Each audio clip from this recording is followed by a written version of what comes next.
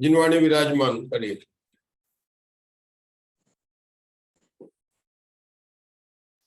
अरे आए और प्रमाणिका जड़ कर्म चेतन बंध का और कर्म के अवसान का कह कर स्वरूप यथार्थ जग का जो किया उपकार उसके लिए जिनवान को बंधना शत बारी बंधना शत बारी।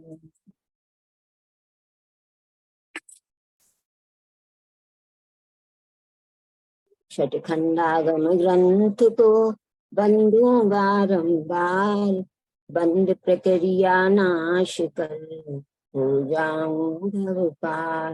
षटखंडागम ग्रंथ का नित्य करूं स्वाध्याय कर्म बंध के नाश का ये ही श्रेष्ठ उपाय।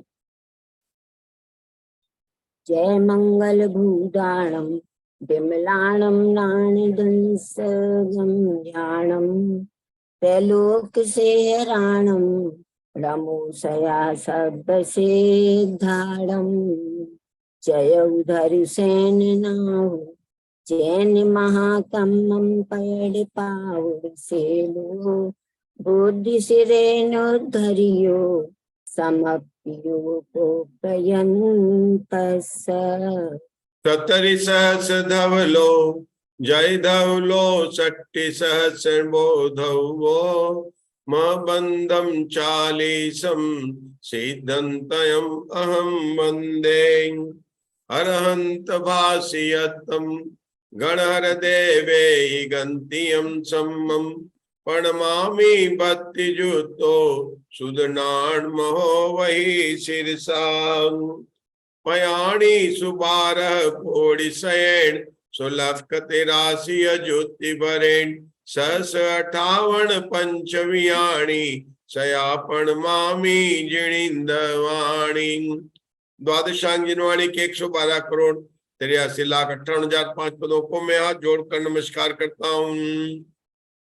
आचार्य दर्शन से उपदेश प्राप्त कर नरवाहन और सुबुद्धि मुनिराज ने षटखंडागम ग्रंथ की रचना की। षटखंडागम के प्रारंभिक 177 सूत्र सतरूपणा के आचार्य पुष्पदंत द्वारा विरचित, उसके बाद में समस्त षटखंडागम के सूत्रों की रचना आचार्य बुद्धबली ने की है। सारे 6 खंडों में से प्रथम 5 खंडों पर आचार्य वीरसेन द्वारा विरचित धवला टीका जो मूल सूत्रों सहित 16 पुस्तकों में प्रकाशित हुई है, उनका हम यहाँ पर क्रमशः पहली पुस्तक से स्वाध्याय करने के बाद 6 पुस्तक तक का हमारा यहाँ पर स्वाध्याय हो चुका है। अब वर्तमान में हमारी 7वीं पुस्तक चल रही है।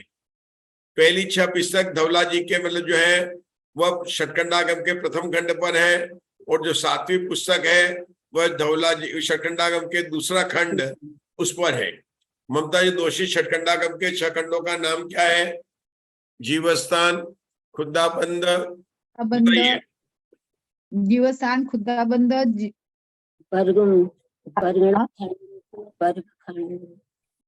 पहले मधु जी को बोल लेने दीजिए, उसके बाद में सबका नंबर है। बोलिए मधु जी, बोलिए, आप बोलिए। बंद स्वामी तो वेदना खंड, वर्गणा खंड। आप बोल रहे हैं क्या? कोई पहले मधु जी बोल रहे हैं, उसके बाद दूसरे का नंबर आएगा। बोल रहे हैं ना, बोलिए ना आप। बोल रहे हैं। मधु जी आप बोलिए पहले। हाँ, जयश्री जी बोलते रहिए। हो गया उनका, आप बोलिए।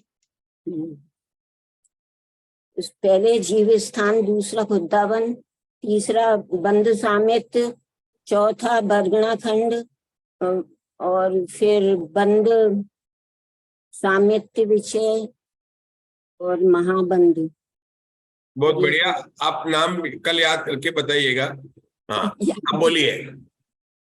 जीवस्थान, खुद्दाबंद, बंद स्वामित्व विषय, वेदना, वर्गणा और महाबंद। ठीक है। अब मधु जी 24 महाप्रकृति के नाम बताइए। हाँ, बता रही। 24 अनियोग का 24 संयोग द्वार। चलिए हम शुरू करते हैं आगे।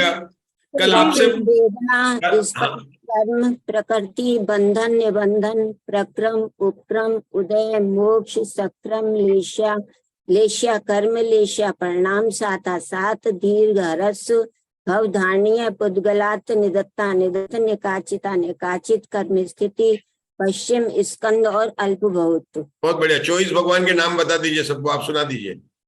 ऋषभ, आदित्य, संभव, अभिनंदन, सुमत, पदम, सुपार्श, जिन राय, चंद, पहुति, शीतल, श्रेयांश, जिन बास, पूज्य, पूजित, सुरनाय, विमल, अनंत, धर्म, जस, उज्जवल, शांत, कुंठ और मल्ल, मनाय, मुनि, सुव्रत, नमि, नेमि, पार्श, प्रभु, वर्धमान, 12 चक्रवर्ती के नाम बताइए। पूरी परीक्षा हो रही है आज तो। 12 चक्रवर्ती। चलिए बोले भगवान महावीर की जय, षटकंडागम ग्रंथ की जय। मधु जी के अपने कंठ पाठ के बाद में अब अपने यहाँ पर स्वाध्याय प्रारंभ करते हैं। षटकंडागम के दूसरे खंड का नाम है बंद स्वामित्व विचय। इसकी टीका केवल एक ही धवला पुस्तक साथ में प्रकाशित हुई है। इसके अंदर बंधक का वर्णन है। किसका बंद मतलब बंद करने वाले। जो 24 महाकर्म प्रकृति प्रावर्त में जो 24 अनुयोग द्वार है ना महाकर्म प्रकृति के, उसके 6ठे अनुयोग द्वार का नाम है बंधन। उसके 4 वेद है बंद, बंधक, बंधनी और बंध विधान। उसमें से जो दूसरा बंधक है उसको लेकर यहाँ पर दूसरे खंड में प्ररूपणा की गई है। आचार्य ने सबसे पहले इरियापत कर्म और सांप्रदायिक कर्म बंधक, इस प्रकार से 2 प्रकार के कर्म बंधक बताए। पहले गुण स्थान से लेकर 10वें गुण स्थान तक जब तक मोहनी कर्म का सद्भाव है तब तक कर्म बंधकों का सांप्रदायिक कर्म बंधक। उसके बाद में 11वें, 12वें और 13वें गुण स्थान के अंदर क्या कहा प्रीति जी? उनको कहा सांप्रदायिक कर्म बंधक। 14वें गुण स्थान को क्या कहा किरण जी भाई साहब? उसको कहा अबंधक कहा। मतलब बंधक अबंधक दोनों की बात कही। 14वें गुण स्थान वाले को अबंधक कहा गया। क्यों अंधक बंधक कहा गया? क्योंकि वहां पर जो है योग का अभाव हो चुका है और अब कोई भी कर्म का आश्रम नहीं हो रहा है। सबसे पहले उन्होंने सत प्ररूपणा के द्वारा बंधक की सिद्धि की हर एक गुण स्थानों के अंदर और हर एक मार्गणाओं में। उसके बाद में उन्होंने 14 मार्गणाओं के अंदर 11 अनुयोग के द्वारा बंधक की प्ररूपणा को प्रारंभ किया।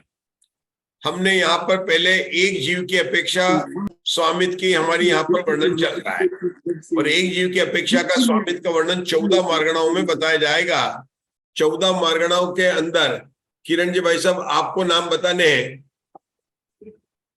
किरण जी भाई साहब गति, मैंने आपको म्यूट कर दिया। मधु जी को आपका कंठपाठ हो गया है, अभी सबको चांस दीजिए।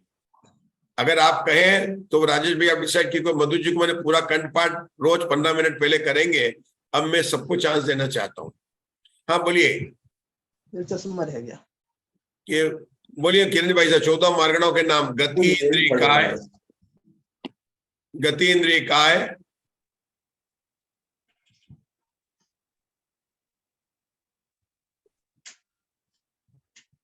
आप लोग अनम्यूट नहीं कर पा रहे हैं क्या?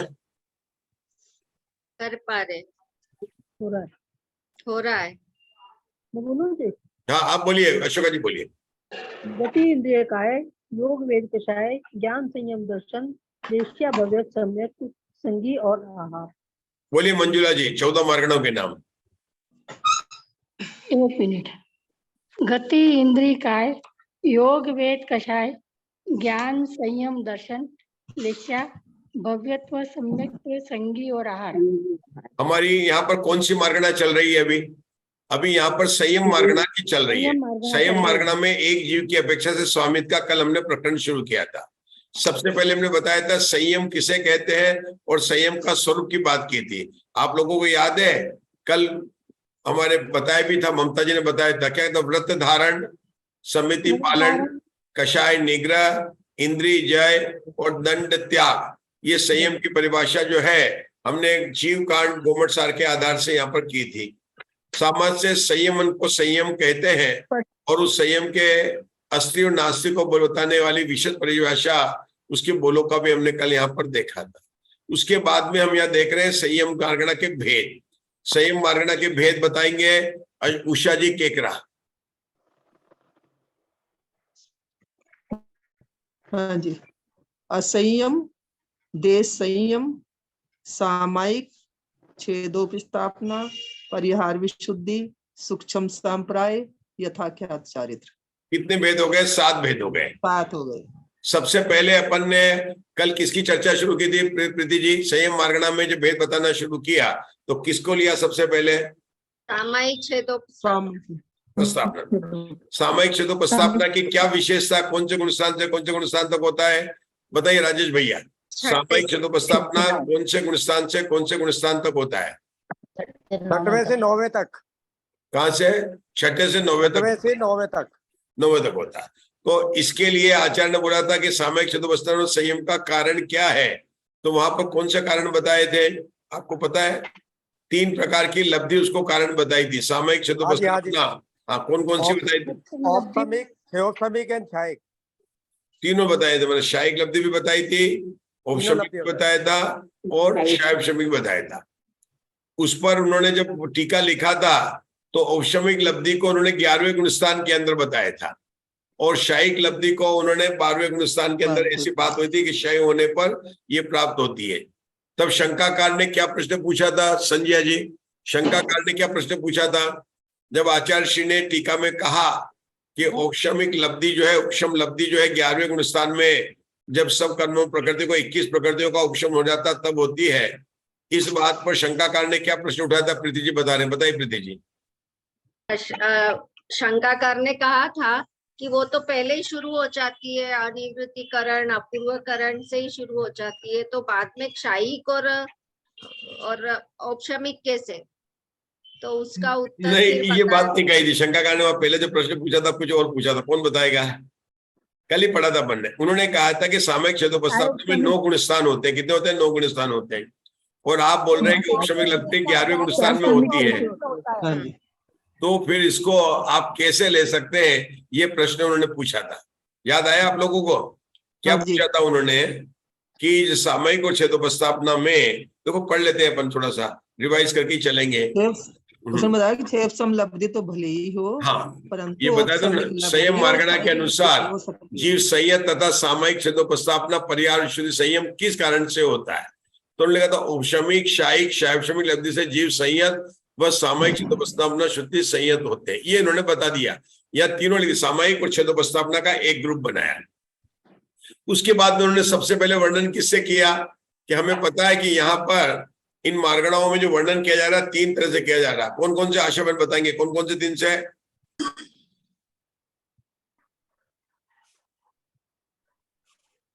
निक्षेप, निक्षेप, बहुत बढ़िया। और नए, नए तथा 5 भाव। हाँ, इन तीनों को लेकर सारी टीका जो है इन 3 बात को लेकर ही की जा रही है। हर एक सूत्र की व्याख्या किसी जा रही है, उसमें नए लगा रहे हैं, उसमें निक्षेप लगा रहे हैं और 5 भाव की अपेक्षा से प्ररूपणा यहाँ पर बता रहे हैं।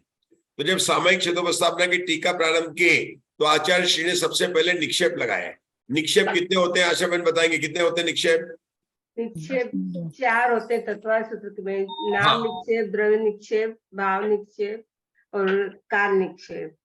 आपने धवला के बता दिए काल निक्षेप तत्वार सूत्र में नाम नहीं आता, आपको सूत्र याद करो। नाम स्थापना द्रव्य और भाव 4। नाम, स्थापना, द्रव्य और भाव बताए थे, ठीक है ना। क्षेत्र और काल धवला में पहले पुस्तक में लिए। तो इन्होंने पहले पुस्तक में बोला कि नाम और स्थापना तो ज्ञात है और द्रव्य की स्थापना की उन्होंने बात की थी। तो नाम और स्थापना निक्षेप कैसे लगाएंगे? संयम मार्गणा पर। किसी का नाम संयम है तो ये नाम हो गया, उसमें उस गुण का होना कोई आवश्यक नहीं है। गुण संयम है कि नहीं जरूरी नहीं है, तो वो नाम निक्षेप हो गया। और स्थापना में, नाम और स्थापना में क्या अंतर है? स्थापना निक्षेप में किसी भी संस्था का जैसे नाम रख दिया कि संयम निवास, तो वो स्थापना निक्षेप हो गया। एक किसी का नाम महावीर भगवान है, किरण भाई साहब, और किसी महावीर भगवान की प्रतिमा है, तो दोनों में क्या अंतर है? किरण जी भाई साहब, भगवान एक किसी व्यक्ति का नाम महावीर है, किसी दुकान का नाम महावीर है, और हमने कहा कि स्थापना में जिनेंद्र भगवान की प्रतिमा है, दोनों में क्या अंतर है?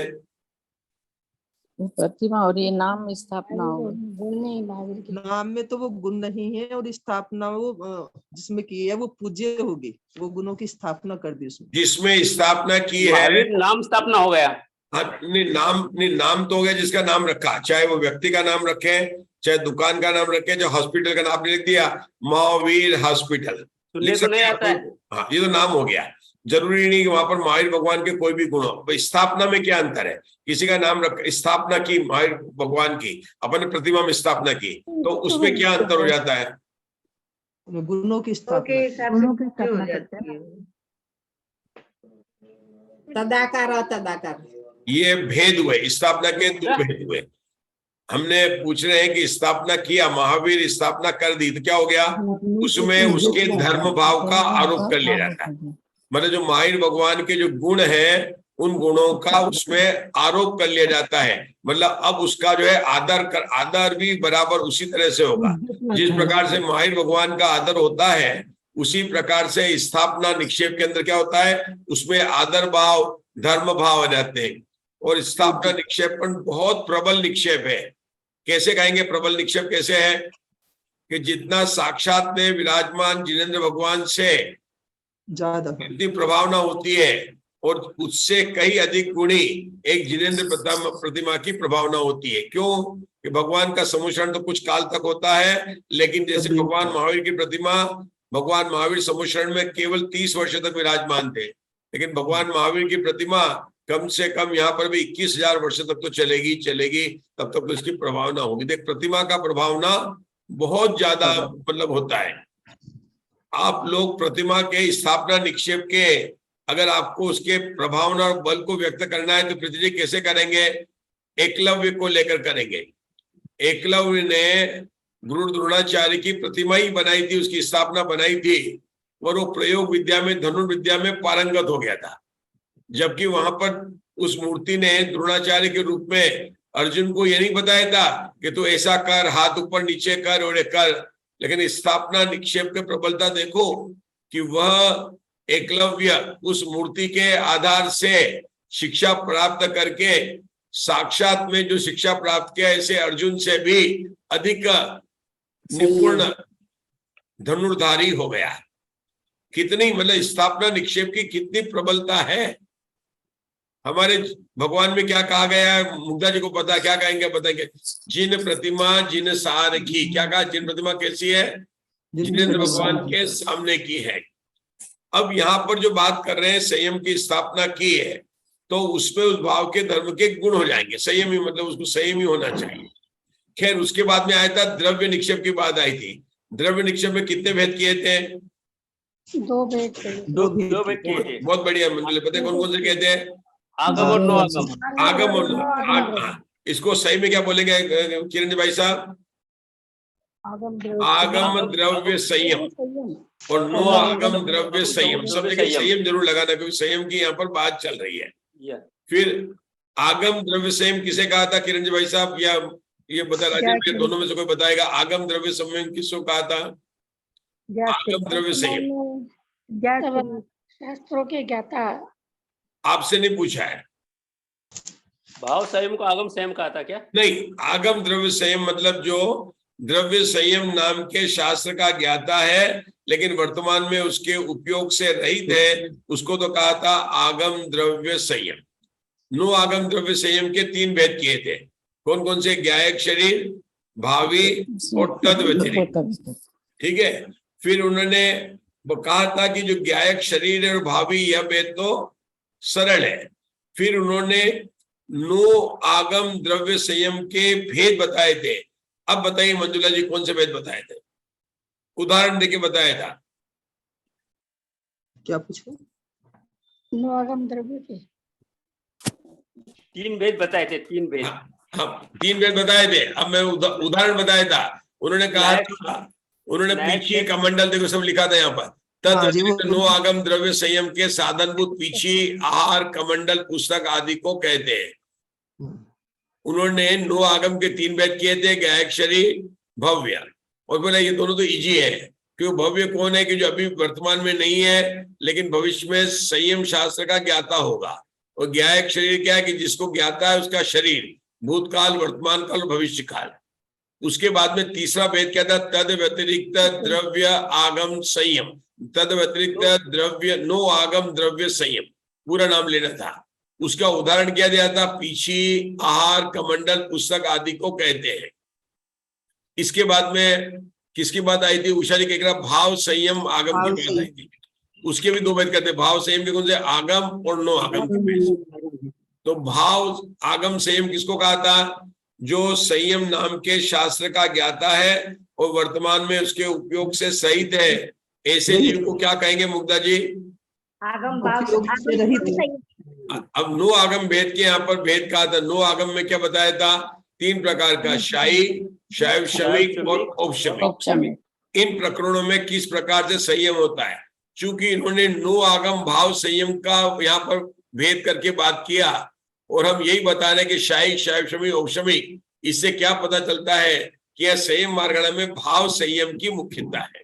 फिर से हमने हम इस नो आगम भाव संयम से लिखा नहीं, यहाँ पर नो आगम भाव से भेद के बताया, यहाँ पर किसके बताया उन्होंने, नो आगम भाव संयम 3 प्रकार का है। इस भेद से हमने क्या निकाला कि जो संयम मार्गणा में मुख्यता किसकी है, भाव संयम की मुख्यता है, द्रव्य यम की मुख्यता नहीं है। ये निक्षेप लगाने के बाद में इनके 3 ही हुई है। तो अब यहाँ पर बताएंगे कि यहाँ पर जो है जो सामायिक और छेदोपस्थापना है उनमें कौन सी जो है लब्धि होती है। ये प्रश्न पूछने पर उन्होंने तीनों का नाम लिया था। जब तीनों का नाम लिया तब उन्होंने पूछा था कि सामायिक छेदोपस्थापना तो पहले गुण स्थान से लेकर 9वें तक होता है, और आप बोल रहे हैं कि औपशमिक लब्धि 11वें गुण स्थान में होती है, तो ये कैसे संभव है, ये बात उन्होंने पूछी थी। तब उसका क्या उत्तर दिया था,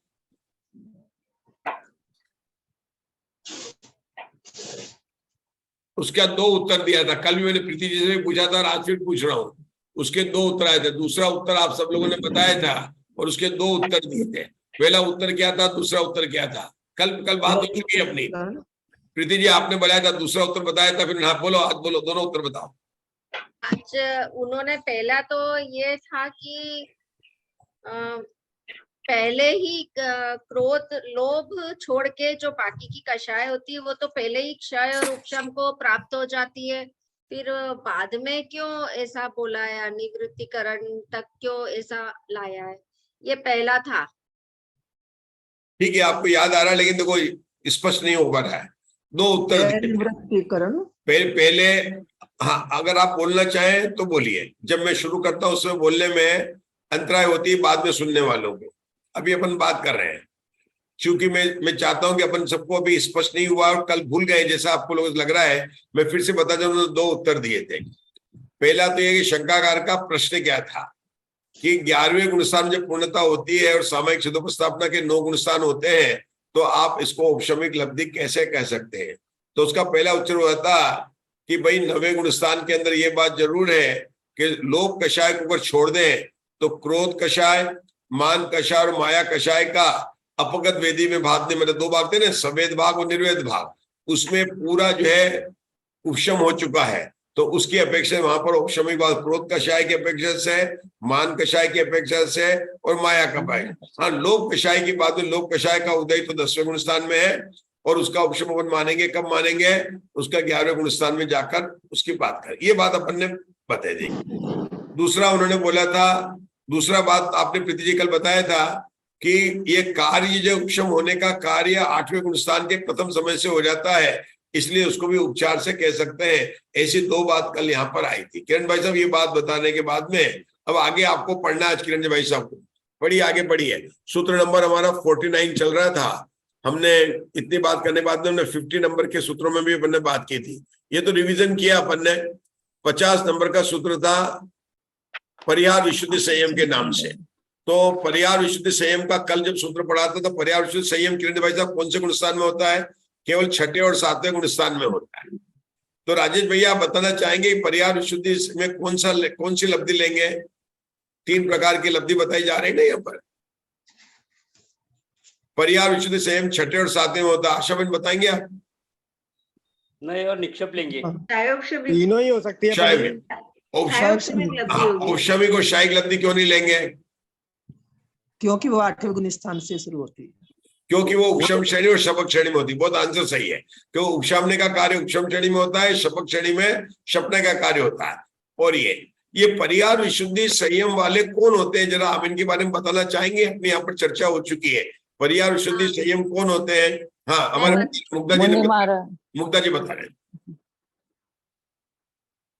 जो 30 वर्ष तक संसार में सुख रहकर जीते हैं, उसके बाद 8 साल तक तीर्थन करके, दीक्षा धारण करके 8 साल तक तीर्थन करके पाद मूल में 9वां जो प्रत्याख्यान पूर्व है उसका अभ्यास करके उनको परिहार विशुद्धि संयम प्राप्त हो जाता है। इस लब्धि के प्रकट होने से क्या विशेषता हो जाती है? कि वो विहार करते हैं तो उनके पाँव में जो जीव वगैरह आते हैं उनका हिंसा का दोष नहीं लगता। मतलब उनका शरीर इतना हल्का हो जाता है कि वो विहार करेंगे तो उनसे किसी जीव की मतलब जो हिंसा नहीं होगी। इससे क्या हाँ, इससे क्या विशेषता आ जाती है उनके जीवन में? 2 कोस चतुर्मास में रोजगार विहार कर सकते हैं। हाँ, किसने बोला? फिर से बोले, क्या बोला आपने? चतुर्मास में वो विहार कर सकते हैं। मतलब उनके लिए चौमासों में एक जगह रहने का कोई नियम नहीं है, ठीक है ना? तो उनके विहार नहीं करने का क्या नियम है? रात्रि को विहार नहीं करते। हाँ, एकदम थोड़ा अब आप रुकना थोड़ा। और क्या नियम है? एक दिन में 2 सबको सोचने दो। एक दिन में 2-3 मील, एक दिन में 2 कोस विहार करें। 2-3 कोस अवश्य चलते हैं। बोलना, बीच में बोलने से अंतराय होती है सबकी। हाथ जोड़कर सबसे प्रार्थना करता हूं, आप लोग और अन्य जगह के भी आप देख लीजिए, जिसको कहा जाता है बाकी म्यूट करके रहते हैं, जब होता तब होता है। आप लोगों से मेरी विनती है, आप लोगों का अच्छा ज्ञान चल रहा है, अच्छापन स्वाध्याय कर रहे हैं, लेकिन सबको साथ में लेकर चलना है। और जब एक बोलता है तो हमें जब याद आ जाता है तो हम साथ में बोलने लगते हैं। बहुत अच्छी भावना है। आप बताइए सबको, मैं सबको बराबर करूंगा। अपन आज रिवाइज ही तो कर रहे हैं। हाँ बताइए, परिहार विशुद्धि में कौन बताना चाहेगा? अमर जयश्री साहब बताएंगे क्या क्या विशेषता हो जाती है। परिहार विशुद्धि में मुनि का गमन करने से के जीवों की विराधना नहीं होती है, वो रात में गमन नहीं करते हैं, रोज 2 कोस का चलते हैं और उनके साथ मन पर्य ज्ञान भी नहीं होता है। अब हम पूछे उनकी विशेषता में बताएं। जैसे मैंने बोला कि वो जो है अब जो उनके चौमासे का नियम नहीं रहता है, वो बरसात में भी मतलब जो है रोज कर सकते हैं, मतलब 2 या 3 कोस रोज विहार कर सकते हैं, ये उन्होंने बताया है। इसके अलावा और क्या है कि कब विहार नहीं कर सकते? वो रात्रि में नहीं कर, और कब नहीं कर सकते हैं? सामयिक काल में। बहुत बढ़िया। किसने बताया?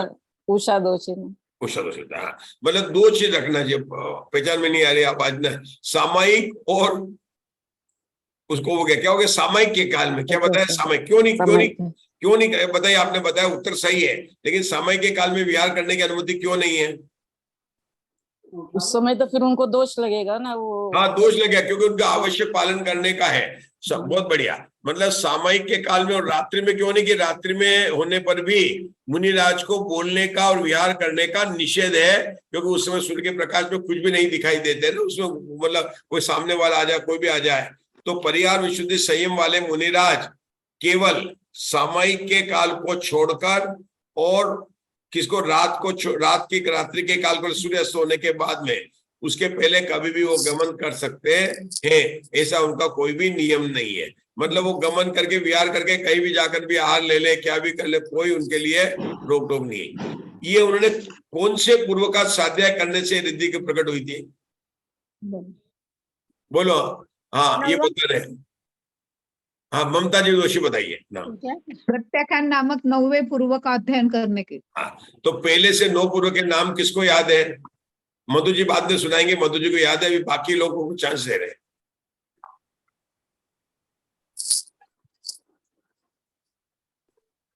हाँ बोलो, जयश्री साहब बोलिए। 9 उत्पाद पूर्व, अग्रायणी, वीर्यानुवाद, असीनाती, ज्ञान, सत्य, आत्मप्रवाद, कर्म प्रवाद और 9वां प्रत्याख्यान पूर्व। बहुत बढ़िया। किरण जी भाई साहब, अपने स्वाध्याय ग्रुप में कम से कम पूर्व के नाम भी याद है, बहुत प्रसन्नता होती है, ठीक है ना। तो ये परिहार विशुद्धि की अपनी बात चल रही थी। यह 30 वर्ष तक गृहस्थ जीवन में सुखी पूर्वक जीवन बिताता है, उसके बाद में दीक्षा लेता है।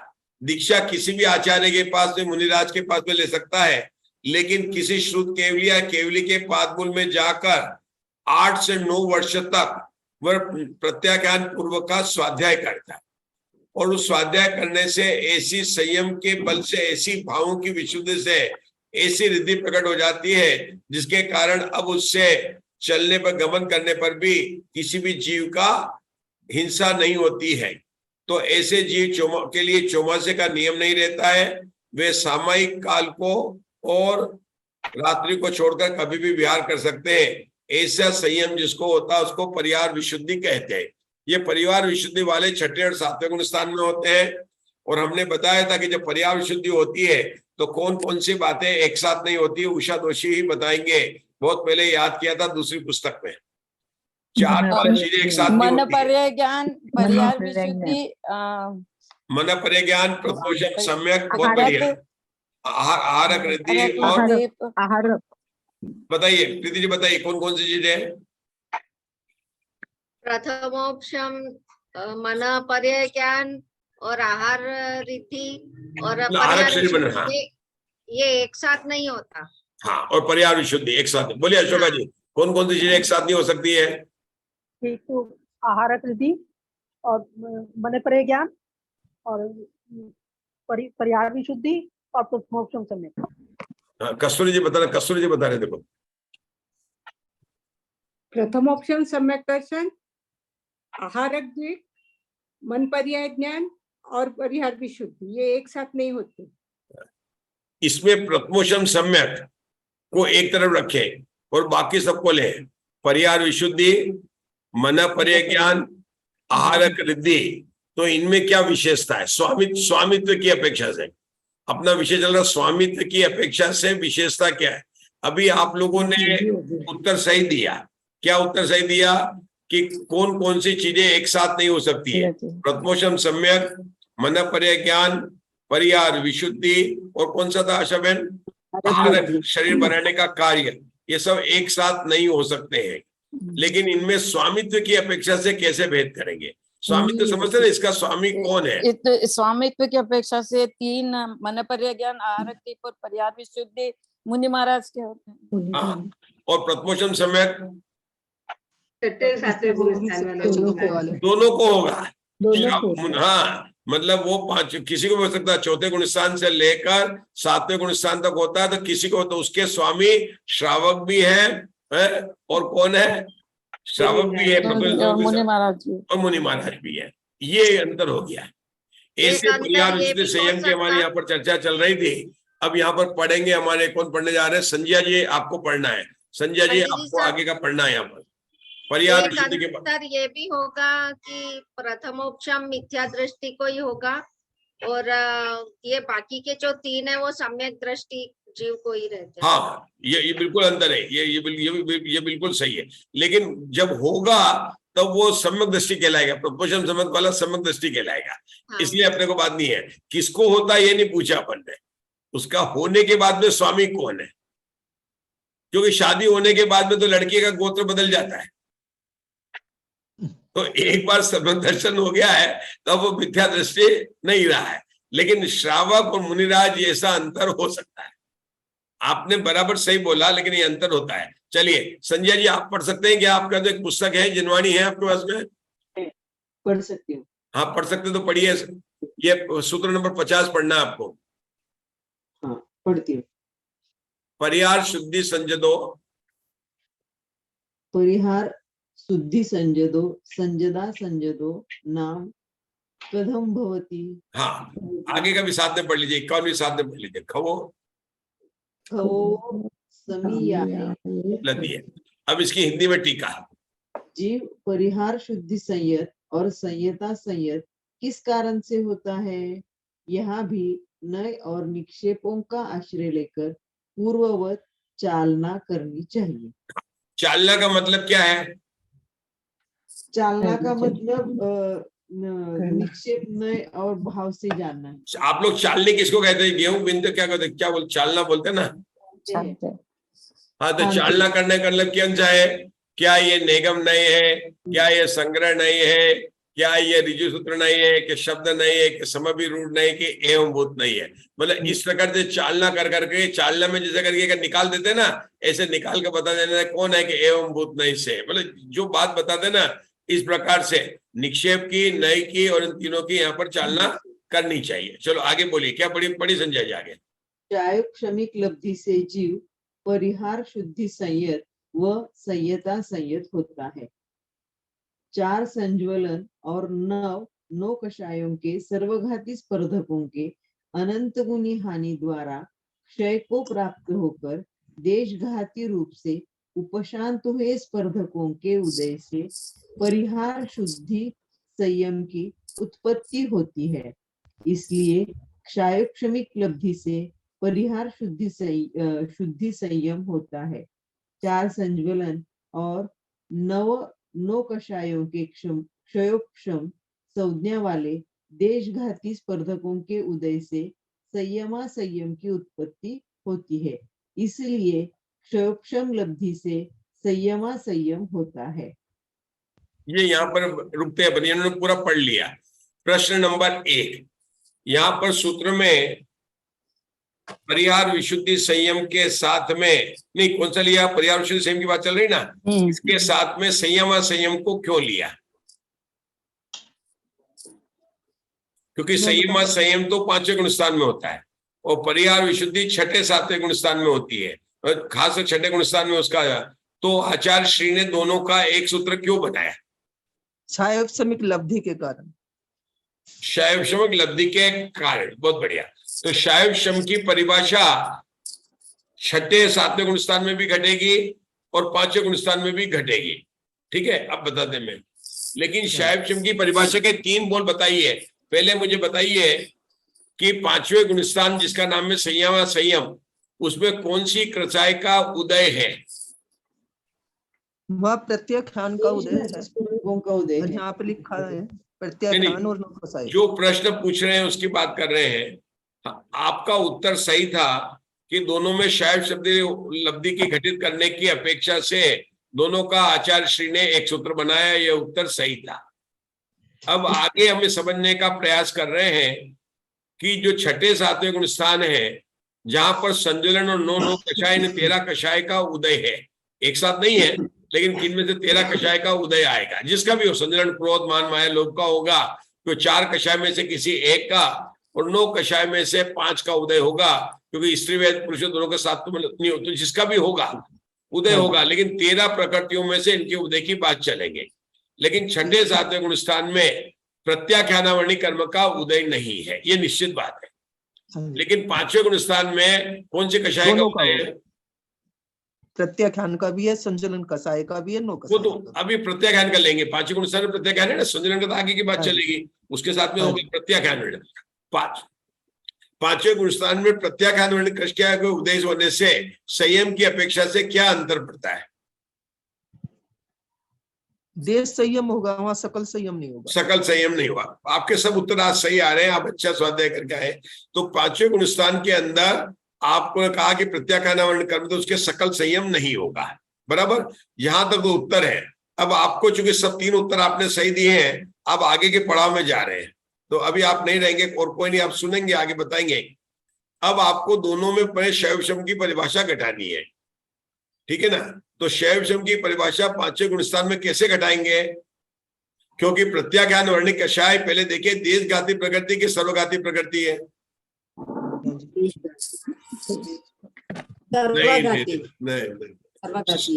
संजुलन और 9 कषाय तो देशघाती प्रकृति सही है। हम लोगों ने देखा था कि हमने घातिया कर्म की प्रकृतियों में विभाजन किया था, तो वहां पर लिया था हमने कि ये जो है कौन सी अनंतानुबंधी प्रत्याख्यान और प्रत्याख्यान, यह सर्वघाती प्रकृति है। और संजुलन और 9 कषाय कौन सी थी? देशघाती प्रकृति थी। तो छठे गुण स्थान में तो हमारे जयश्री जी घटा देंगे, क्योंकि देशघाती प्रकृति है तो उसमें देशघाती स्पर्धक भी है और सर्वघाती स्पर्धक भी है। तो देशघाती प्रकृतियों का स्पर्धकों का उदय, सर्वघाती प्रकृतियों का वर्तमान में उदय में आने वालों का उदय का अभाव, वही हुआ उदयाभावी क्षय, और भविष्य में आने वाले सर्वघाती स्पर्धकों का सद अवस्था रूप उपशम। इस प्रकार से शैवशम की लब्धि की परिभाषा घट गई। अब उषा जी, चूंकि आपने 3 उत्तर सही दिए, चौथा उत्तर प्रश्न आपसे यह है कि 5वें गुण स्थान में आपने कहा कि शैव शमिक लब्धि की घटाएंगे, तो वहां पर शैव शम की परिभाषा कैसे घटित होगी? वही घटित होगी जो नहीं घटित होगी, क्योंकि वहां पर सर्वघाती स्पर्धक है, और सर्वघाती स्पर्धक में जो सर्वघाती प्रकृतियों में सर्वघाती स्पर्धक होते हैं, देशघाती प्रकृति का उदय कैसे आएगा? सर्वघाती स्वजलन का आएगा, फिर स्वजलन का उदय आएगा। फिर आप अनंतानुबंधी में भी घटा सकते हैं फिर तो। अरे अनंतानुबंधी सर्वघाती प्रकृतियां हैं, तो शैव शम की परिभाषा में देशघाती प्रकृतियों में दोनों प्रकार के स्पर्धक पाए जाते हैं। तो ये बात तो संजुलन और नौ कषाय में घटित होती है, लेकिन ये जो 5वें गुण स्थान में प्रत्याख्यानावरणी कर्म की कषाय में घटित होगी या नहीं घटित? सर्वघाती स्पर्धकों में ही 2 भेद होते हैं, उसमें वो वाली देशघाती लगेगी। चलिए, आपका उत्तर नहीं, अब दूसरे को मौका देते हैं। आपका गया है, आपको बता, बोलिए जयश्री साहब, बताइए घटित होगी कि नहीं घटित होगी? नहीं, इसमें ऐसे घटित होगी कि प्रत्याख्यान कर्म के सर्वघाती स्पर्धकों का उदय अभाविक क्षय और आगामी काल में उदय में आने वाले का सर्वस्थार उपशम और देशघाती प्रकृति संज्वलन और नौकसाई के उदय से ऐसा घटित होगा। नहीं, उदय वहां पर उदय हो नहीं सकता है। 5वें गुण स्थान में उनका लेंगे नहीं। 5वें गुण स्थान में हमेशा प्रत्याख्यानावरणी कर्म के उदय को लेना पड़ेगा। 5वें गुण स्थान में, 4थे गुण स्थान में अप्रत्याख्यानावरणी कर्म को, दूसरे गुण स्थान में अनंतानुबंधी को, पहले गुण स्थान में अनंतानुबंधी और मिथ्यात्व को। जो नियम है वो तो नियम रहेगा ही रहेगा। तो इसके लिए प्रीति जी को आपको याद करना पड़ेगा, आचार्य उमा स्वामी को याद करना पड़ेगा। आचार्य उमा स्वामी ने शैव शम के 18 भेद बताए। तत्वार सूत्र के अंदर आचार्य उमा स्वामी ने जो 5 भाव है उनके उत्तर भेद बताए, 53 भेद बताए। आपको याद है ना? उपशम भाव के 2 भेद, उपशमिक सम्यक और उपशमिक चारित्र। इसके बाद में उदयिक भाव के 21, परिणामिक भाव के 3, शायिक भाव के 9 और शैव शमिक भाव के 18 भेद बताए। वहां पर उन्होंने संयम का अलग भेद किया। 5वें गुण स्थान वाले संयम को अलग किया है और 6ठे 7वें गुण स्थान वाले संयम को, सकल संयम का अलग भेद किया। याद है, उमा स्वामी आचार्य ने अलग भेद किया। ये भेद सामान्य से हम कह देते हैं, जो गुणस्थान की परिभाषा वगैरह पढ़ते हैं कि भैया यहाँ पर सब में शैव शमिक भाव घटित होता है, ये बात अपन कहते आ रहे हैं। लेकिन कल हमने एक बात देखी थी कि सर्वघाती स्पर्धकों का भी देशघाती रूप से होकर उदय आता। कल पहली बार अपने पढ़ने में आई थी, आपको याद होगा, मैंने ध्यान भी दिलाया था कि आचार्य श्री ने कैसे परिभाषा घटाई थी। थोड़ा याद तो करना पड़ेगा ना। जो अपन ने शैव शम की परिभाषा पढ़ी अभी तक गुणस्थान की क्लास वगैरह में, गुणस्थान विवेचन वगैरह में, वहां तो अपन घटा देते हैं। लेकिन अगर आप लोगों को पहली पुस्तक याद हो तो वहां पर भी आचार्य विल्सन ने कहा था कि ये वास्तव में परिभाषा सही नहीं है, ये सिर्फ क्लासरूम में पढ़ाने के लिए घटित की जा सकती है। शैव शम की परिभाषा बताई थी उन्होंने, आप लोगों को याद नहीं, लेकिन मुझे याद है। आप कहेंगे तो मैं निकाल कर बता सकता हूं कि उन्होंने शैव शम की परिभाषा, जहां पर देशघाती प्रकृति मतलब संजुलन के कारण 9 कषाय, वो तो देशघाती है तो उनमें तो घटित हो जाती है, लेकिन बाकी में शैव शम की परिभाषा घटित नहीं होती है, वो समझाने के लिए घटित की जाती है। और जब ये प्रश्न ध्रुव धाम के अंदर पूछा गया तो प्रीति जी क्या उत्तर दिया था? वहां पर एक प्रश्न पूछने वाले, मुझे नाम याद नहीं आ रहे, वो अपने यहाँ पर भी आए थे 2-4 दिन के लिए। वो बहुत अच्छे प्रश्न ज्यादा पूछते थे। मंजूषा जी थे सोलापुर के। हाँ, वो बहुत ज्यादा प्रश्न पूछते हैं। तो उन्होंने प्रश्न पूछा था, तो उसका उत्तर क्या निकला था वहां पर?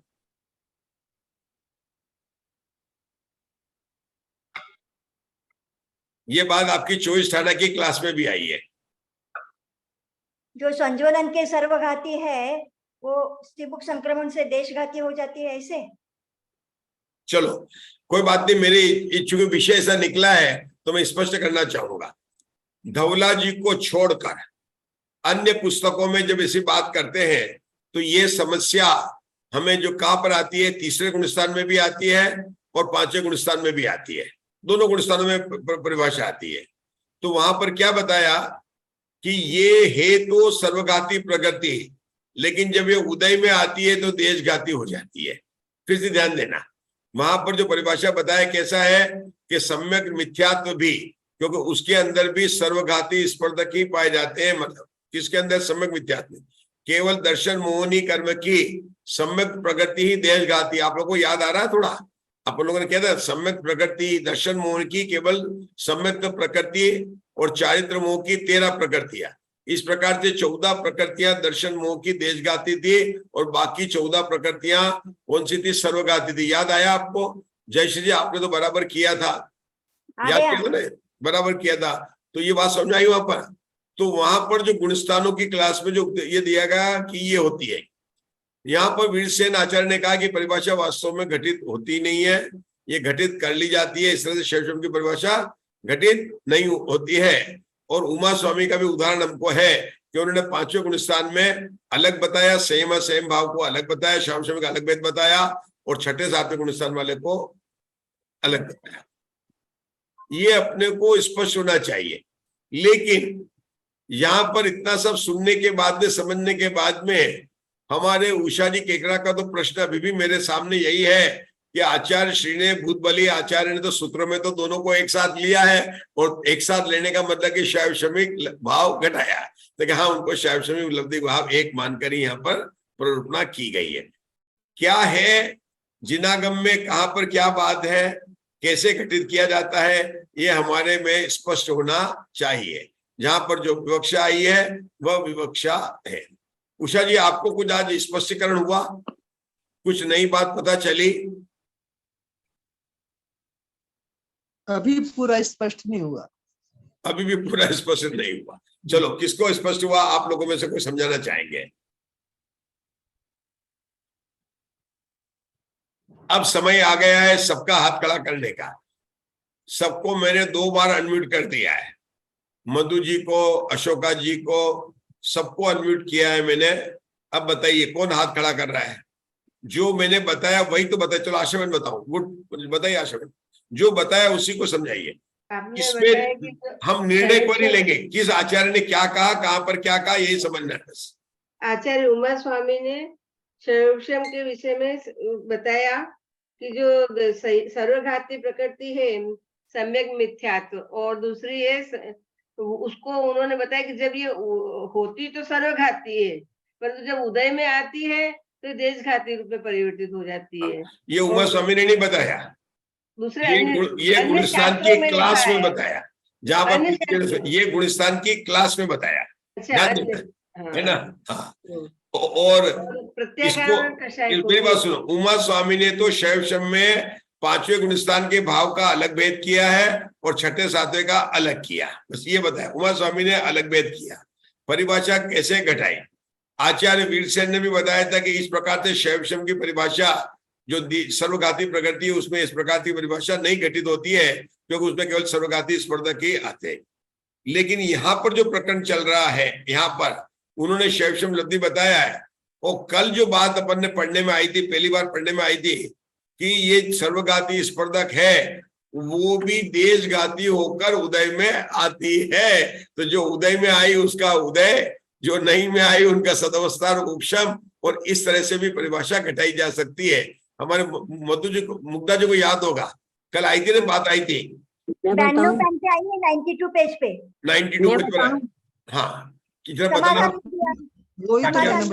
सर्वघाती स्पर्धक अनंत गुणे हीन होकर और देशघाती स्पर्धकों में परिणित होकर उदय में आते हैं। उन सर्वघाती स्पर्धकों का अनंत गुणहीनपना ही क्षय कहलाता है और उसका देशघाती स्पर्धकों के रूप से अवस्थान होना उपशम है।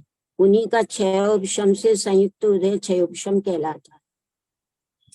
तो ये बात कल अपने आई थी, तो उस अपेक्षा से इन्होंने उसको घटित किया है।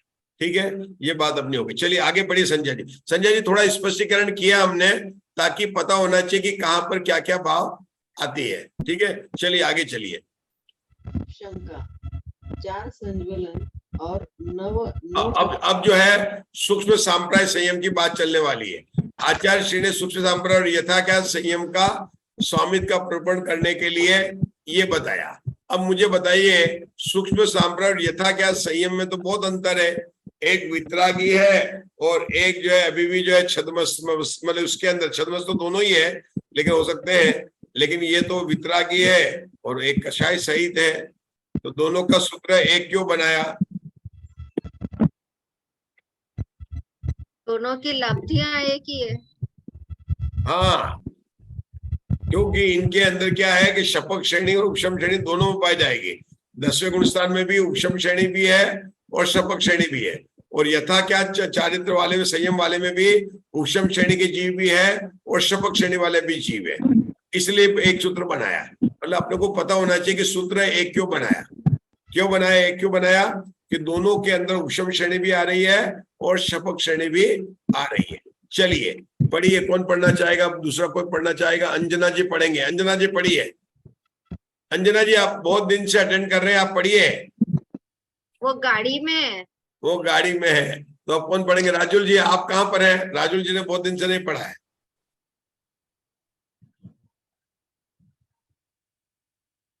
आप कहाँ पर है राजुल जी? प्रीति जी बताएंगे। घर पर है तो ये पढ़ सक, हाँ तो पढ़िए ना, अब आगे पढ़िए।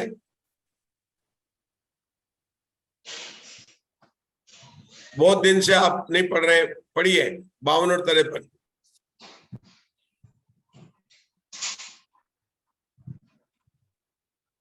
सूत्र नंबर 52 और 53 पढ़िए।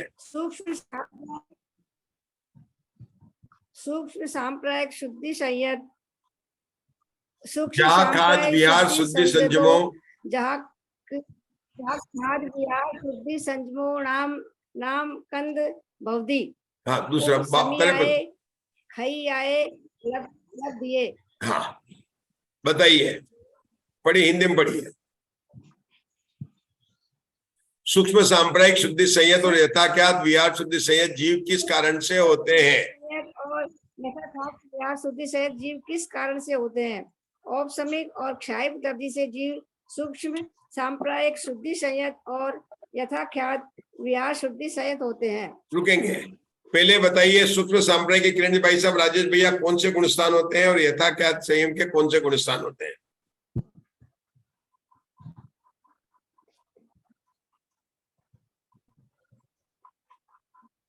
किरण जी भाई साहब और राजेश भैया को बोलना, दोनों आप दोनों आपस में, हो गया जी। हाँ दोनों आपस में बात कर सकते हैं, कंसल्ट कर सकते हैं, फ्रेंड को कंसल्ट कर सकते हैं, आप दोनों को ही उत्तर देना है।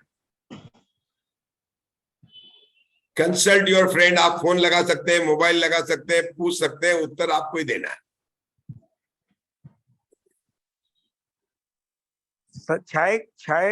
सॉरी, ये जो आपने बताया क्या नाम है, अपनी कौन सी बात हो रही है? सूक्ष्म सांप्राय और यथाख्यात संयम की बात हो रही है। सूक्ष्म सांप्राय कौन से गुणस्थान में होता है? 10वें गुणस्थान में होता है। यथाख्यात संयम कौन से गुणस्थान होता है? 11वें, 12वें, 13वें और 14 तक होगा, चारों गुणस्थान में होगा। यथाख्यात 11, 12, 13, 14, 14, क्योंकि सिद्ध भगवान नेव संयमा नेव असंयमा से है, तो 11, 12, 13 और 14 पहले समझे किसकी बात चल रही है? किरण भाई साहब, संयम हमारी चल रही है। संयम के 5 भेद बताए, सामायिक संयम, छेदोपस्थापना, परिहार विशुद्धि, सूक्ष्म सांप्राय, यथाख्यात। यहाँ पर अभी बात चल रही है सूक्ष्म सांप्राय और यथाख्यात। सूक्ष्म सांप्राय संयम केवल 10वें गुणस्थान में होता है और यथाख्यात संयम 11वें गुणस्थान, 12वें गुणस्थान, 13वें गुणस्थान और 14वें गुणस्थान में होता है। ये उसकी वहां की बात है, ठीक है। इतने अब यहाँ पर क्या हुआ कि इन दोनों में कौन कौन सी श्रेणी आएगी? श्रेणी समझते हैं, जहां पर चारित्र मोह की 21 प्रकृति की उपशामना और सपना का कार्य किया जाता है, उसे श्रेणी कहते हैं। उन श्रेणी में कितने गुणस्थान होते हैं और श्रेणी कितने प्रकार की होती है राजेश भैया? हाँ जी। 8वें गुणस्थान श्रेणी होती है। 8वें गुणस्थान से श्रेणी होती है। बहुत बढ़िया। श्रेणी में कितने गुणस्थान होते हैं और श्रेणी कौन कौन से होते हैं, उनके नाम बताने हैं।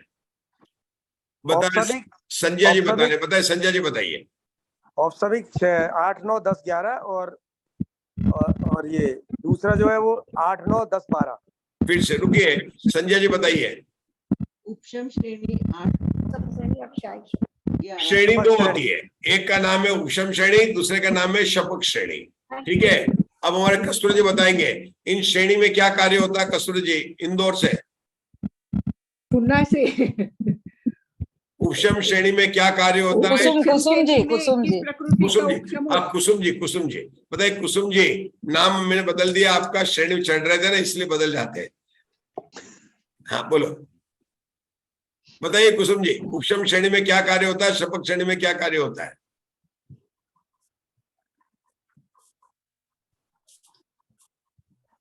चलिए, कौन बताना चाहेगा। ममता जी दोषी बता रहे हैं।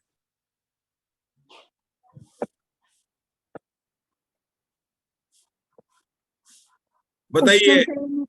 उपशम श्रेणी में कर्मों का उपशम होता है, चारित्र मोह का 21 प्रकृति का, चारित्र मोह की 21 प्रकृति का उपशम का कार्य होता है। शपक श्रेणी में शपना का कार्य होता है।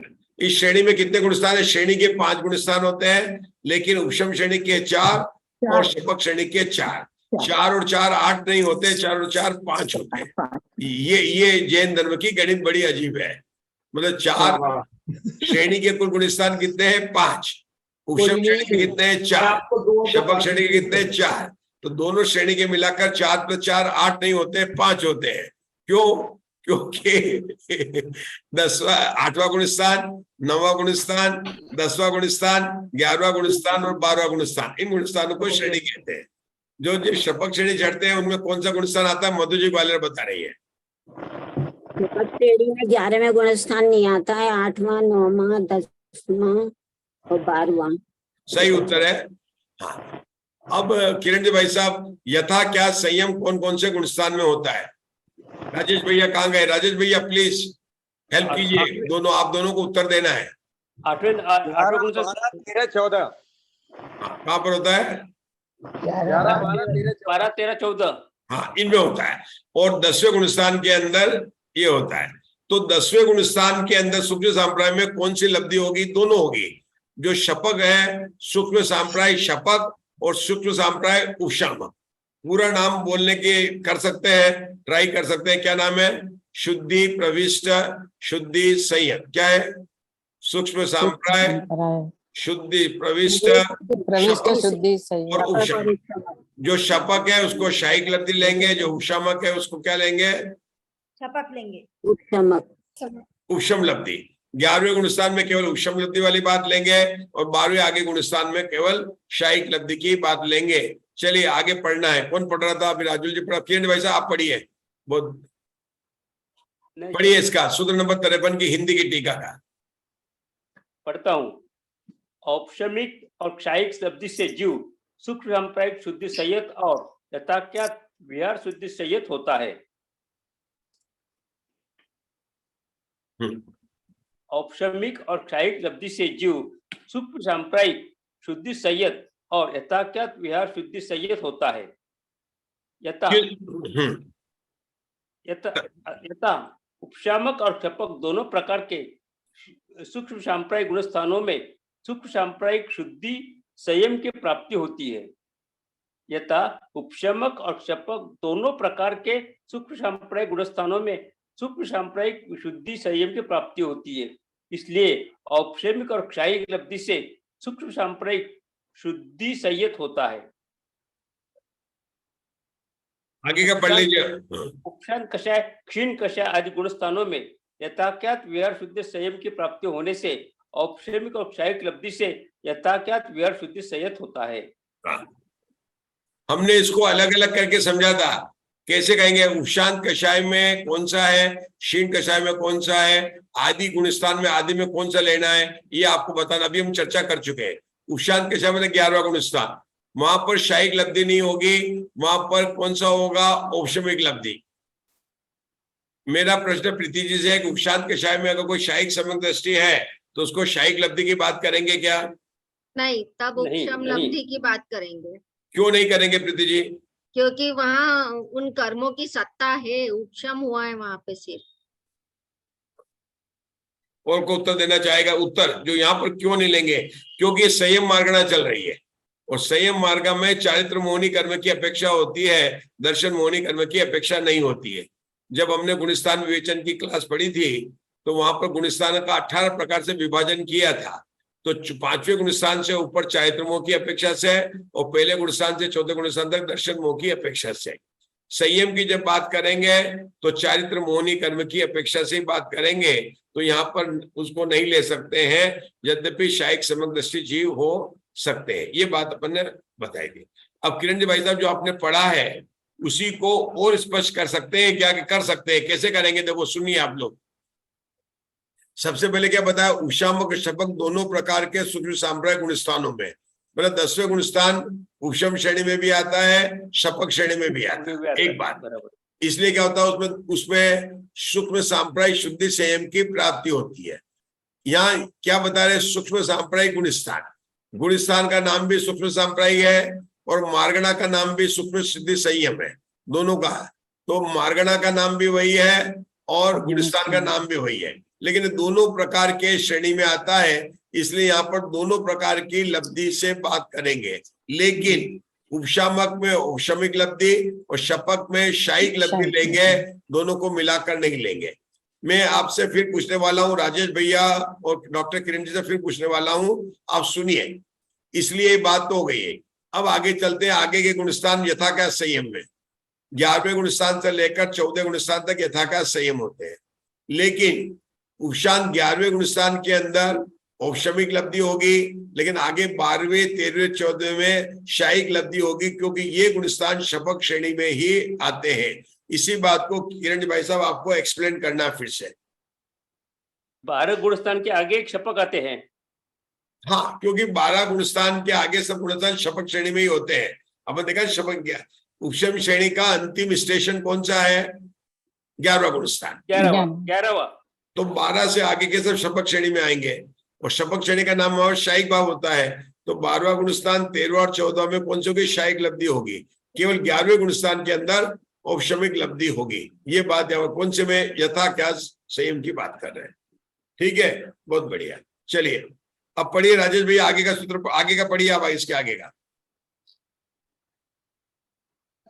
वंदना दर्शन कौन वाले में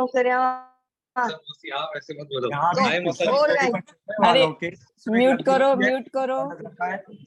शपक श्रेणी में चलने वालों की शायिक लब्धि होता है, ऐसा मानना चाहिए। अब असंयत जीवों की लब्धि बताने हेतु प्रश्नोत्तर रूप 2 सूत्र अवतरित होते हैं। असंजदो राम कदम भवदी संजदाधीडम कम्माण मुदयेण। जीव असंयत किस कारण से होते हैं? संयम के घाती कर्मों की वजह से जीव असंयत। आपकी आवाज स्पष्ट नहीं हो रही है, सुनने वाले को थोड़ी तकलीफ। म्यूट कर लीजिए, अंजना जी म्यूट करो। हाँ, तो अब फिर से पढ़ना है जिसकी स्पष्ट आवाज है। आपके कुछ डिस्टर्बेंस हो रहा है राजेश भैया, फिर से पढ़ो, एक बार ट्राई करो, जोर से बोलना थोड़ा। सूत्र नंबर 54 और 55।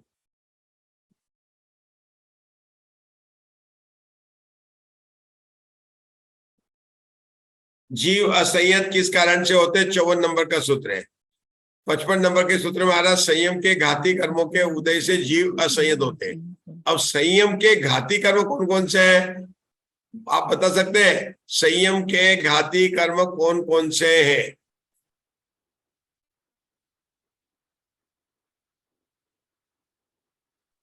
हाँ बताइए संजय जी।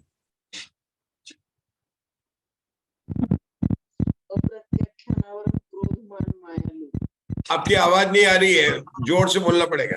नहीं, उनके डिस्टर्बेंस आ रहा है, आवाज नहीं आ रही। मेरा म्यूट था इसलिए मैं नहीं बोल पा रहा था। अच्छा, और आपका बोलिए, संयम के घाती कर्म कौन बोलेंगे? अप्रत्याख्यान। प्रत्याख्यान, प्रत्याख्यान। पहले देखता हूँ, अशोका जी का हाथ नहीं उठा है, मधु जी का हाथ नहीं उठा है। हाँ, मुग्धा जी का हाथ उठा है, बोलिए मुग्धा जी उठाइए, बोलिए संयम के घाती कर्म। प्रत्याख्यानावरण प्रत्याख्यानावरण दोनों होंगे। और पहले गुण स्थान में संयम होगा, दूसरे गुण स्थान में संयम होगा, तीसरे गुण स्थान में संयम होगा क्या? अनंतानुबंधी भी होगा। अनंतानुबंधी अप्रत्याख्यानावरण प्रत्याख्यानावरण कितने हो गए? पहले गुण स्थान में संयम नहीं है, 12। मिथ्यात्व का उदय है। दूसरे गुण स्थान में अनंतानुबंधी का उदय है, संयम नहीं है। तीसरे गुण स्थान में मिश्र प्रकृति का उदय है, संयम नहीं है। चौथे गुण स्थान में कौन सा उदय है? अप्रत्याख्यानावरण कर्म का उदय है, संयम नहीं है। मतलब इतने तो नियम से हो गए, उसके आगे तो देश संयम और आ जाएगा, ठीक है ना?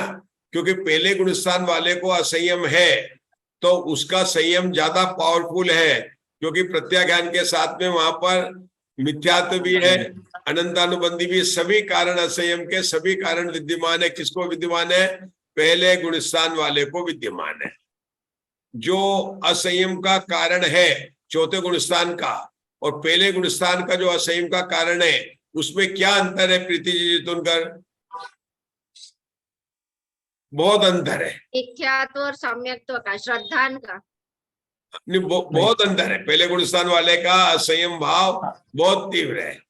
क्या वो तो हो सकता है कि कृष्ण लेशा वाला कौम लेशा की बात यानी करनी है अभी अपने को, मतलब उसका असंयम का भाव और चौथे गुण स्थान का भाव में बहुत बहुत अंतर है। क्योंकि चौथे गुण स्थान वाले का भले ही उसके चारित्र नहीं हो, लेकिन उसके स्वरूपा चरण चारित्र अनंतानुबंधी कषाय का अभाव है, तो ये अंतर बता रहे हैं। अब यहाँ पर हम पढ़ने जा रहे हैं कि यहाँ पर संयम की घाती की कौन कौन सी प्रकृतियां हैं। चलिए पढ़िए, कौन पढ़ रहा है? कुसुम जी पढ़िए। कहाँ गए कुसुम जी? कौन पढ़, आगे पढ़िए यहाँ पर। कौन पढ़ रहा है? मैं पढ़ू? कोई नहीं। हाँ पढ़िए पढ़िए। जीव असंयत किस कारण से होते हैं? संयम के घाती कर्मों के उदय से जीव असंयत होते हैं। सिद्धांत चिंतामणि टीका अप्रत्याख्यान वर्ण कषाय का उदय असंयम का हेतु है, क्योंकि वह संयमा संयम के प्रतिषेध के द्वारा समस्त संयम का घाती है। अतः संयम घाती कर्मों के उदय से जीव असंयत होता है। ऐसे कहना कैसे घटित होता है?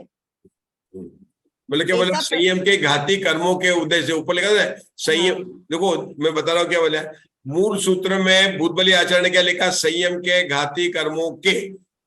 जो हमारे मुग्धा जी ने जवाब दिया था वह आचार्य वीरसेन पहले बोल रहे हैं, लेकिन शंका क्या उठाई गई है? ध्यान से सुनो, ये टीका में थोड़ा आनंद लेने का है। जो मुग्धा जी आपने जवाब दिया था वही जवाब हर जगह दिया जाता है कि अप्रत्याख्यानावरणी कर्म के उदय से असंयम होता है, क्योंकि बताते अप्रत्याख्यानावरणी कर्म से एक देश संयम प्रकट नहीं होता है, प्रत्याख्यानावरणी कर्म से सकल संयम प्रकट नहीं होता है, संजलन से यथाकाल संयम प्रकट नहीं होता है। इस प्रकार की परिभाषा हमने गोमटसार जीव कांड वगैरह में पढ़ी हुई है। लेकिन यहाँ पर शंकाकार ज्यादा इंटेलिजेंट है, वो पढ़ा हुआ भी है और इंटेलिजेंट भी ज्यादा है। ये बात है प्रीति जी, पढ़े हुए तो हम भी हैं, लेकिन हमसे ज्यादा इंटेलिजेंट कौन है? शंकाकार है। वो कहते हैं भूतबली आचार्य ने बहुवचन किया, संयम के घाती कर्मों का क्या कर्म का कहते हैं, तो मुग्धा जी अपना आंसर सही हो जाता है कि अप्रत्याख्यानावरणी कर्म के उदय से है, लेकिन वहां पर बहुवचन यूज किया गया। क्या किया गया? कर्मों के घाती से। तो वो वही शंका उठाकर पूछ रहा है कि आपको ऐसा नहीं कहना चाहिए। क्या नहीं कह दिए? अतः संयम के घाती कर्मों के, कर्म के उदय नहीं, कर्मों के उदय से जीव असंयत होता है, ऐसा कहना घटित कैसे घटित होता है? ये शंकाकार का शंका है। क्या विशेषता है शंकाकार में और हमारे में? क्या विशेषता है? हम पढ़ते हैं और आगे बढ़ते जाते हैं। शंकाकार पढ़ता भी है और देखता है एक वचन है कि बहुवचन है और शंका करता रहता है ना। ये बात जरूर है कि इससे हमारी टीका बहुत बड़ी हो गई है, कोई बात नहीं। तो पूछता है, तो ऐसा प्रश्न होने पर उसका समाधान करते हैं। पढ़िए, ऐसा पढ़ी उषा। ऐसा प्रश्न होने पर उसका समाधान करते हैं। नहीं, ऐसा नहीं कहना चाहिए। ऐसा नहीं कहना चाहिए, क्योंकि अन्य भी चारित्र वर्ण कर्मों के उदय के बिना अकेले अप्रत्याख्यान वर्ण में देश संयम को घात करने की सामर्थ्य नहीं होती है। मतलब केवल अप्रत्याख्यान नहीं है, अन्य प्रकृतियां भी संयम को घात करने वाली है। तो अन्य प्रकृतियां में मुग्धा जी को ध्यान देना है। मुग्धा जी ध्यान देने का नहीं बात आई है। अन्य प्रकृति में अपन प्रत्याख्यान वर्ण नहीं ले सकते, अपन सौंदर्य नहीं ले सकते, क्योंकि वो संयम का घात नहीं करती। हमें लेना है संयम के घात करने वाली अन्य प्रकृतियां। हमारे पास तो प्रकृतियां कौन सी है? संयम की प्रकृति प्रत्याख्यान वर्ण, अप्रत्याख्यान कषाय, नो नो कषाय। वो तो संयम के घात करने वाली नहीं कहेंगे, वो तो संयम को पैदा करने वाली कहेंगे। तो घात करने वाली अन्य प्रकृतियां कौन सी आएगी? तो आपका बिल्कुल ध्यान मिथ्यात्व पर, अनंतानुबंध कषाय पर जाना चाहिए, है ना, उस पर ध्यान जाना चाहिए। जो बात धवला में आई है उसके ऊपर अपने को ध्यान देना चाहिए। तो बताए आगे देखिए संयम। अब लेकिन क्या प्रश्न पूछा उषा दोषी? शंका, जीव संयम, शंका, संयम जीव का स्वभाव है, इसलिए वह अन्य के द्वारा विनष्ट नहीं किया जा सकता है, क्योंकि उसका विनाश होने पर जीव द्रव्य के विनाश का भी प्रसंग प्राप्त होता है। नहीं, न समाधान नहीं, क्योंकि जिस प्रकार उपयोग जीव का लक्षण माना गया है उस प्रकार संयम जीव का लक्षण नहीं होता है। रुकेंगे, यहाँ पर कितनी बात आ गई? एक तो आया संयम जीव का स्वभाव है ना, और स्वभाव का अभाव होने पर, असंयम होने पर उस वस्तु का नाश हो जाना चाहिए।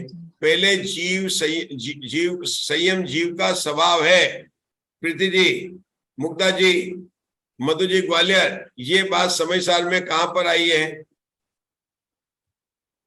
ममता जी दोषी, कस्तूरी जी, 29 बोल में नहीं, बोल में आई है लेकिन 29 बोल में नहीं आई। वहां पर तो कुछ बात अलग है।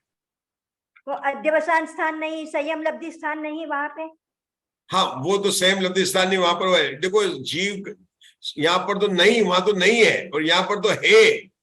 आप जो बोले ना वहां पर तो नहीं है, और यहाँ पर बात कर रहे हैं संयम जीव का स्वभाव है। बोल अलिंगरण के बोल, 29 है, अलिंगरण के बोल, अलिंगरण के बोल समय सार में नहीं आए, प्रवचन सार में आए। उषा दोषी, आंसर रॉन्ग हो गया।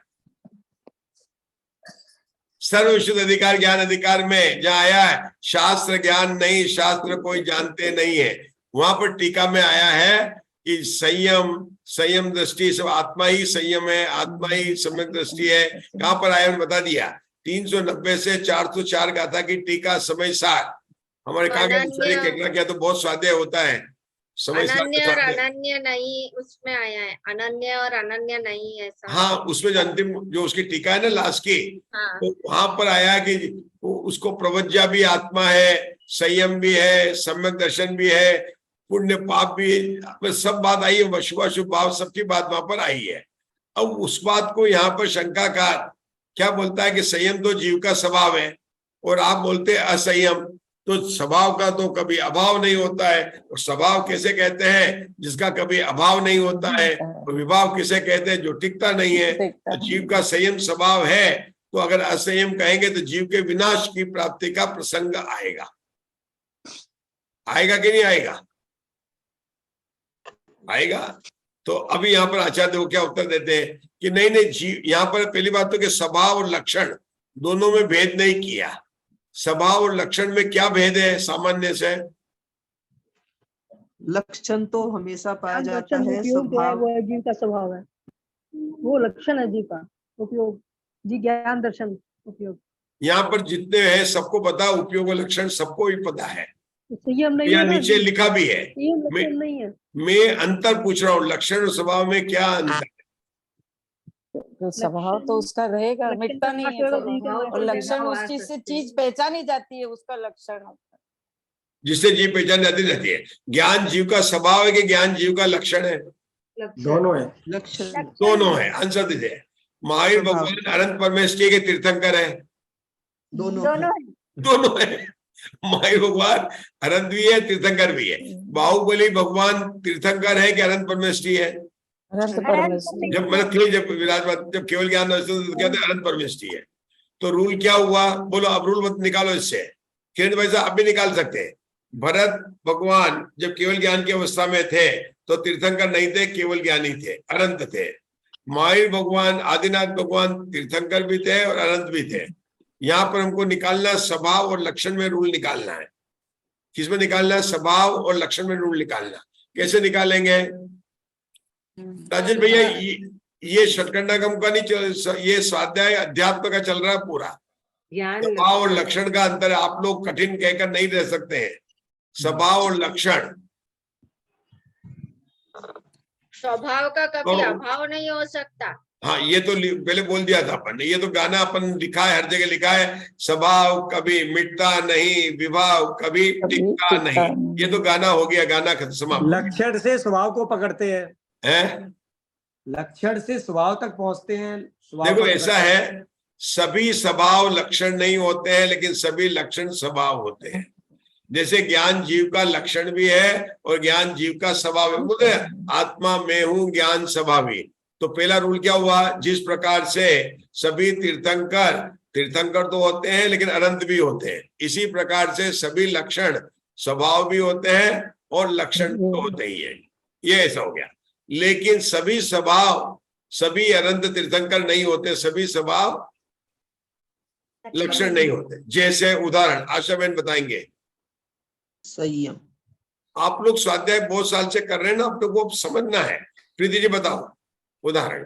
कुसुम जी बताओ। ऋषभ जी ने 4-5 बार समय सार कराया है, आप लोगों ने अटेंड किया है। जैसे ज्ञान को अगर लक्षण माना जाए, ज्ञान तो बराबर है, हमको समझ में आता है सबको। या और जितने अगर- बेटे ज्ञान लक्षण है और जीव का स्वभाव है। मुझे हाँ, दूसरा कोई संयम लक्षण को- बताना है जो संयम- स्वभाव है लेकिन लक्षण नहीं है। संयम को स्वभाव नहीं कह सकते, क्योंकि अगर उसका अभाव हो गया तो जीव द्रव्य नहीं रहेगा, ऐसा नहीं बोल सकते। नहीं, लेकिन अमूर्त आचार्य तो प्रीति जी अपने नहीं चलेंगे। आचार्य तो कह रहे हैं कि संयम जीव का स्वभाव है। अमूर्तिकपना स्वभाव है, लेकिन लक्षण नहीं कहा जा सकता, क्योंकि और द्रव्यों में भी है। अमूर्तिकपना तो वो उसमें अब दोष आ जाएगा, अतिव्याप्ति में दोष आ जाएगा। ऐसा डायरेक्ट सुख शुक्ल सुख देखो, जीव का स्वभाव है कि नहीं है? मीठापन उसका स्वभाव है और पीलापन उसका लक्षण है। नहीं, अभी जो मैं बता रहा हूँ सुख को लो, सुख को अभी आप जो ले रहे हो उनमें समय दोष घटित होंगे। सुख जीव का स्वभाव है, क्योंकि जीव के स्वभाव में पुद्गल में सुख नहीं पाया जाता है। किसी भी द्रव्य में पुद्गल धर्म अधर्म आकाश और काल 5 अजीत द्रव्य में सुख नहीं पाया जाता। तो सुख जीव का असाधारण गुण है, ज्ञान भी जीव का असाधारण गुण है। लेकिन अभी असाधारण गुण और लक्षण में अंतर कर रहे हैं। हम तो बताते असाधारण गुण को ज्ञान जीव का असाधारण गुण है इसलिए लक्षण बनाया, ये पढ़ते थे। लेकिन अब विशेष बात पर हम जा रहे हैं कि सुख जीव का असाधारण गुण है, साधारण गुण नहीं है। क्योंकि जो केवल एक द्रव्य में पाया जाता है उसको कहते हैं असाधारण गुण। लेकिन हर असाधारण गुण लक्षण नहीं बन सकता है। सुख जीव का असाधारण गुण होने पर भी लक्षण नहीं बन सकता है। क्यों नहीं बन सकता है मुग्धा जी? कि सुख हमेशा रहे ये जरूरी नहीं है, ज्ञान हमेशा रहता ही है।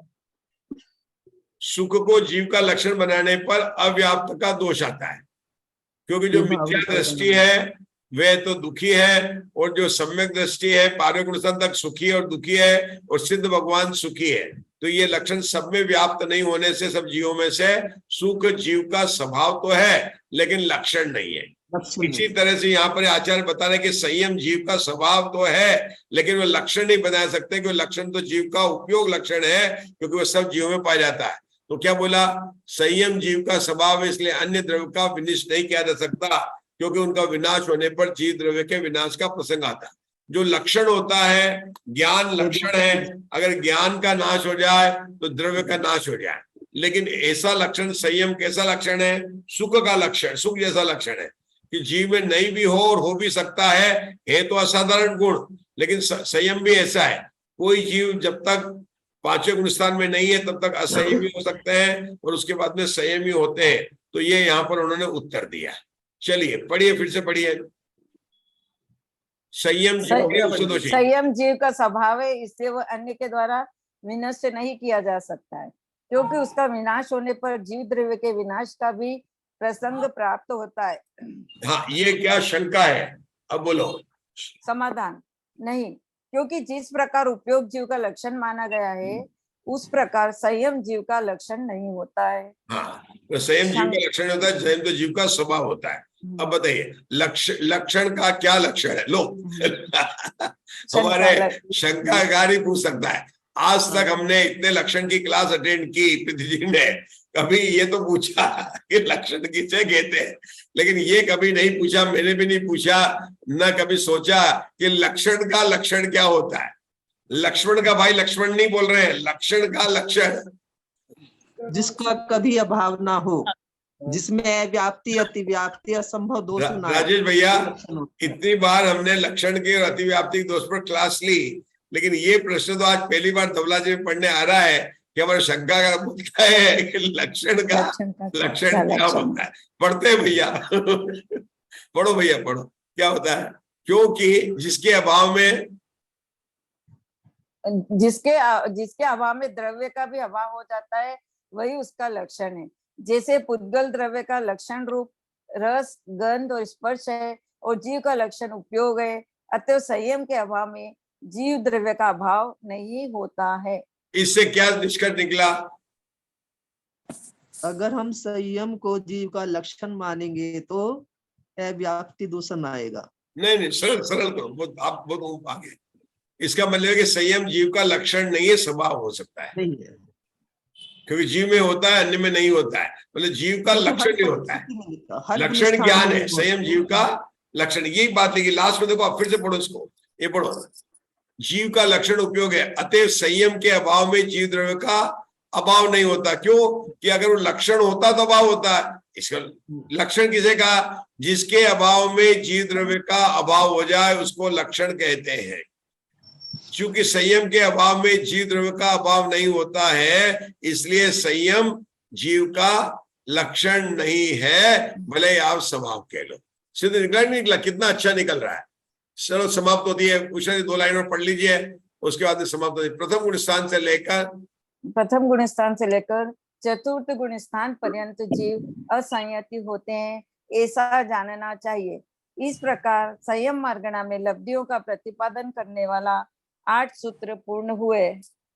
इस प्रकार श्री षटखंडागम ग्रंथ के द्वितीय खंड में प्रथम महाधिकार की सिद्धांत चिंतामणि टीका में संयम मार्गणा का नाम का 8वां अधिकार समाप्त हुआ। रुकेंगे, आज यहीं पर रुकते हैं, कल से अपनी दर्शन मार्गणा चलेगी। बहुत सुंदर चर्चा आती है शंकाकार के माध्यम से। धवला टीका का आनंद शंकाकार से दोस्ती बनाकर ही हो सकती है। जब तक आप शंकाकार से दोस्ती नहीं बनाएंगे तो आपको धवला टीका का आनंद नहीं आएगा। ये बात बिल्कुल सत्य है कि जिस तरह के प्रश्न पूछता है शंकाकार, ऐसे प्रश्न हमारे तो ज्ञान का विषय नहीं बनता। पूछने की बात तो है, हम सोच भी नहीं सकते। सही बात है कि नहीं उषा जी? केकरा जी बताइए। बिल्कुल सही है। और मुग्धा जी, इतनी अध्यात्म की बातें आ रही है छठी पुस्तक के बाद में। हमने जब से छठी पुस्तक में लिया ना, तब से ऐसा लग रहा है कि छठी और 7वीं पुस्तक में अध्यात्म की बात आ रही है। छठी पुस्तक में बोला ज्ञानावर्णिक कर्म है, ऐसा नहीं कहना चाहिए, ज्ञानावर्णिक का अभाव कहना चाहिए। तो कहते हैं जीव का कोई भाव नहीं होता है। मतलब कितनी सुंदर सुंदर चर्चा जो है छठी और 7वीं पुस्तक में मतलब आ रही है। जो लास्ट के शब्द हमारी किताब में नहीं है, शास्त्र में नहीं है। जो उषा जी ने लास्ट में पढ़ाए ना, वो हमारे शास्त्र में नहीं है। उसे जरा रिपीट करवा दीजिए, उसे हम लिख लें। कल कर लेंगे, आज तो टाइम हो गया, सब लेट हो गए। लास्ट की लाइन नहीं है हमारी पुस्तक में। अरे किसी के पुस्तक में नहीं, वो अलग पुस्तक है। वो ज्ञानवती माता जी वाली पुस्तक होगी। ये पुस्तक मैंने व्हाट्सएप में डाली है, अपने ऑनलाइन डाली है। और ये पुस्तक को मैंने इसलिए लिया कि 7वीं पुस्तक के अंदर प्रिंटिंग बहुत थोड़ी सी क्लियर नहीं है, बहुत जगह शब्द पूरे पढ़ने में नहीं आते हैं। और ये पुस्तक में सारा का सारा विषय वही लिया जो धवला जी में, कोई भी अंतर नहीं है। इसलिए मैं दोनों पुस्तक साथ में पढ़ी हुई है, ठीक है ना। तो जो बात विशेष में आती है अपन देख लेते हैं, है ना। चलिए, अब जिनवाणी, किसी को कुछ पूछना है किरण भाई साहब की जिनवाणी स्तुति करें।